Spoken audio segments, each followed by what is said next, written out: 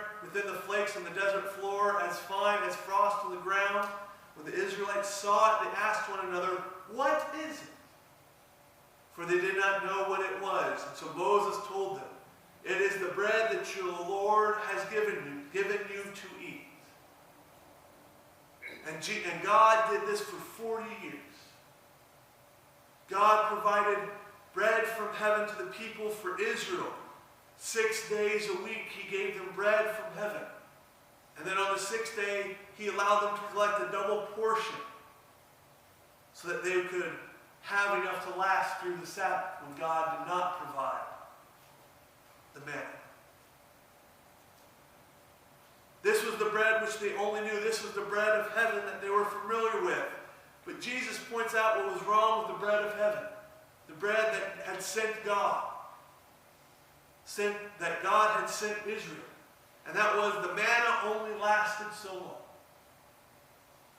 In Exodus 16:20, it says, "However, some of them paid no attention to Moses. They kept part of it until morning.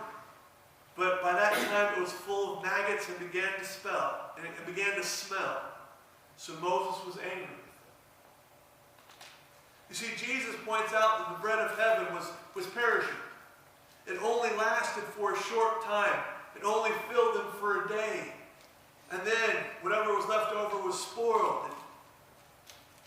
They still had to keep eating it to live. And because Jesus keeps mentioning, "I am the bread of life," any other bread is perishable. It leads to death. This only reinforces how the people were in desperate need of nourishment for the soul.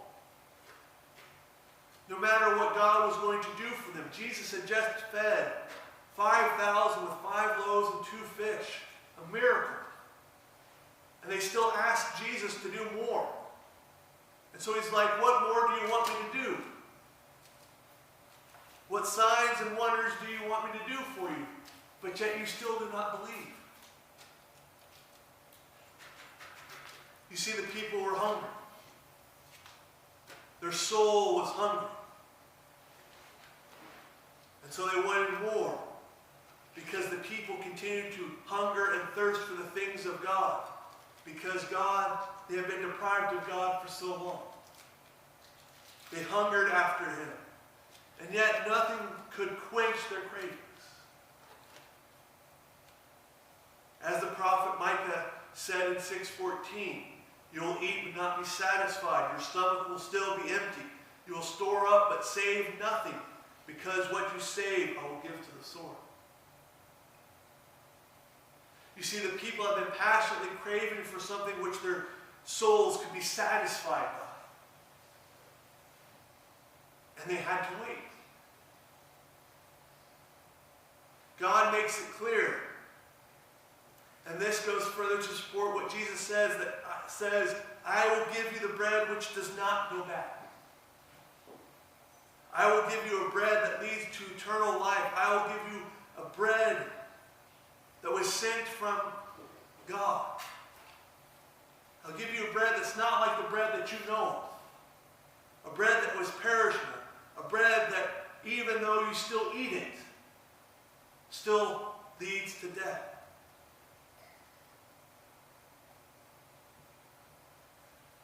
And so I will give you this bread, and this is the bread that people are all wanting. This is why they claim, "Give us this bread." And so for 400 years, the nation of Israel had been fasting. Of course, this fast was not of their own choosing, but because of their disobedience to God, as outlined by the prophets.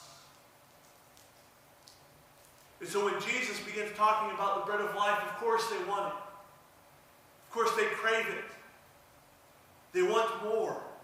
They want what Jesus offers. They no longer want the bread of heaven, but they want the bread of life.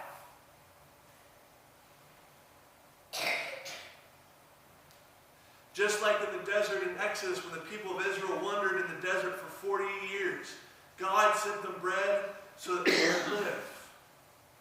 And so here, 400 years after the prophets fell silent and no words of the Lord had been spoken, God sent bread once again.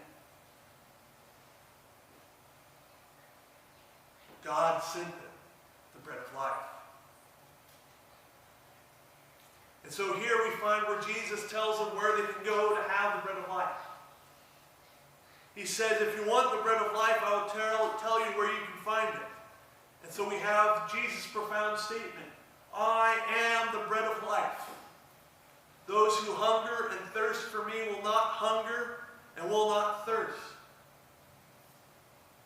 I am the bread which you have strived to have. I am the bread that you have craved. I am the bread that will give you eternal life. Only in me will you live. For the Father has sent me, just as he had sent the bread from heaven. Manna was sent from God, so the Son of Man was also sent from God, so that the world might live. Just like how God sent the bread of heaven to the people of Israel so that they would also live when they were in the desert.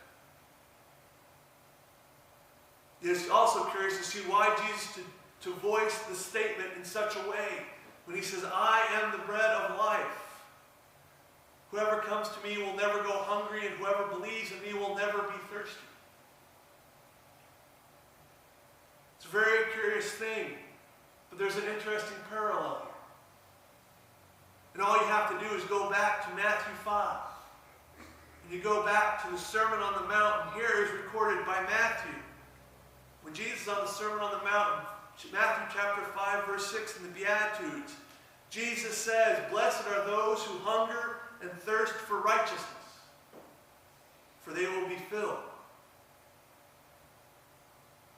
In Matthew, Jesus is describing those who hunger and thirst for righteousness, those who are looking for what? Looking for righteousness, and when they find it, they will be satisfied. And Jesus used some interesting terms, especially when he mentions hunger and thirst, both in Matthew 5 and here in John chapter 6, verse 35. In both passages, Jesus uses the same words in Greek for hunger and thirst.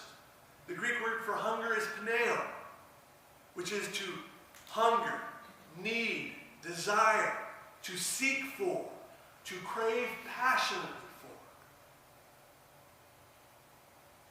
And then Jesus also, and also in the Greek, the word for thirst that is recorded in both Matthew and John is dyspeo,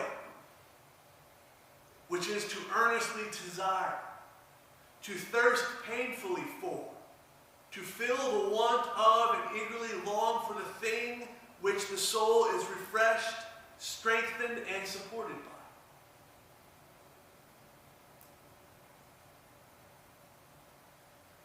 These emotions are clearly in the people's demand to Jesus to give them this bread.